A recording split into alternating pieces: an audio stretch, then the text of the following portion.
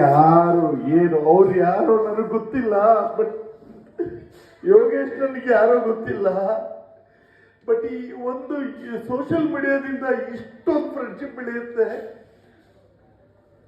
ಸ್ವಂತ ತಾಯಿ ಎಷ್ಟೇ ಪ್ರೀತಿ ನಡೀತಾ ಇದೆ. ಬೇಜಾರಾಗ್ತಿದೆ ಸರ್. ಇಂಥ ತಾಯಿಗೆ ಇಂಥ ಸಾವು ಕೊಟ್ಟಂತ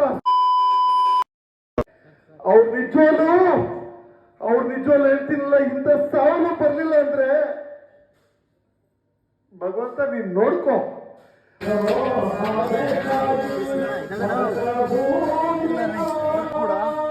ನಿಜವಲ್ಲರಿ, ನೀವು ದೇವ್ರಿ. ಅಜ್ಜಿ ಯಾರಿಗೂ ಹುಟ್ಟಿದ್ದು, ಯಾರ ಜೊತೆಲ್ಲ ಬದುಕಿದ್ದು, ಆ ಅಜ್ಜಿಗೆ ಇಷ್ಟೊಂದು ಜೀವನ ಕೊಟ್ಟು ಆ ಅಜ್ಜಿನ ಏನೇನೋ ಮಾಡಿ. ಬಟ್ ಏನ್ ಹೇಳ, ಈ ಮನ್ಸಿಗೆ ಅಲ್ಲ ಇದುವರೆಗೂ ನಾನು ನಿಮ್ಮನ್ನು ಭೇಟಿ ಮಾಡಿರ್ಲಿಲ್ಲ, ಕರೆಕ್ಟಾ? ಬಟ್ ಇವತ್ತು ಭೇಟಿ ಮಾಡಿದೆ, ನಿಮ್ ಕಾಲ್ ನಮಸ್ಕಾರ ಮಾಡಿದ್ದೀನಿ. ಒಂದ್ ಮಾತು ಹೇಳ, ಲೈಫ್ ಲಾಂಗ್ ಚೆನ್ನಾಗಿರು. ನಾನು ಅಲ್ಲಿಂದ 25-30 ಕಿಲೋಮೀಟರ್ ಯಾಕೆ ಬಂದೆ ಆರನಗರದಿಂದ? ಅಜ್ಜಿ ಸಾವಲ್ಲಿ ಒಬ್ಬ ಮನುಷ್ಯ ಆಗ್ಬೇಕು ಅಂತ, ಮನ್ಸಾಗ್ಬೇಕು ಅಂತ. ಅಜ್ಜಿ ಸಂಬಂಧಿಕರು ಇಲ್ಲಿ ಬರ್ಲಿಲ್ಲ ಅಂದ್ರೆ ಅವ್ರ ಮನುಷ್ಯರೇನ್ರಿ ಅವರು? ಅವ್ರ ಜನ್ಮಕ್ಕೆ ಎಷ್ಟು ನನ್ ಎಕಡ ಬಿಸಾಕ ಅವ್ರು ಯಾರ ಮನುಷ್ಯರೇನ್ರಿ ಅವರು?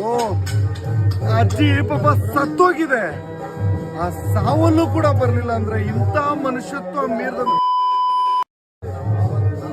ನನ್ನ ಲೈಫಲ್ಲೇ ನೋಡಲ್ಲ. ಬ್ರದರ್, ನಿನ್ ಕಾಲ್ ಮುಗಿತೀನಿ. ನಾವು ಯಾಕಂದ್ರೆ ನಿಮ್ಮನ್ನ ನೋಡಿ ತಂದೆ ತಾಯಿನ ಹೆಂಗ್ ಸಾಕ್ಬೇಕಂತ. ನಂಗೆ ತಂದೆ ಇಲ್ಲ ರೀ, ತಂದೆ ತೀರೋದ್ರು 19ರಲ್ಲಿ. ಬಡ ತಾಯಿನ ಹೆಂಗ್ ಸಾಕ್ಬೇಕು ಸಾಕ್ತಾ ಇದ್ದೀನಿ, ಎಲ್ಲ ಕಲ್ತಿದ್ದೀನಿ ನಿಮ್ಮಿಂದ.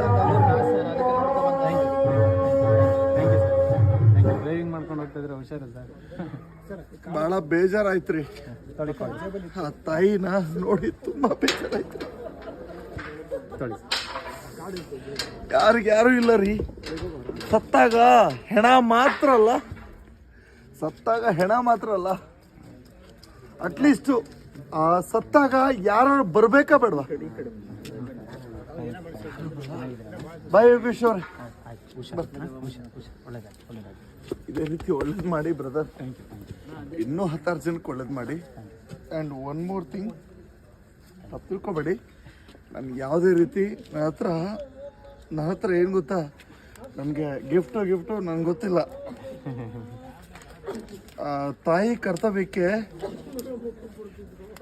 ನನ್ನ ಕಡೆಯಿಂದ ದಯವಿಟ್ಟು ತಾಯಿ ಕರ್ತವ್ಯಕ್ಕೆ ಇದು ಕಿರು ಕಾಣಿಕೆ ಅಲ್ಲ, ಆ ತಾಯಿ ಆತ್ಮಕ್ಕೆ ಹೆಲ್ಪ್ ಆಗಲಿ ಅಂತ. Thank you sir. Thank you. Bye. Thank you. ಹುಷಾರ್ ಸರ್. ಬಾಯ್.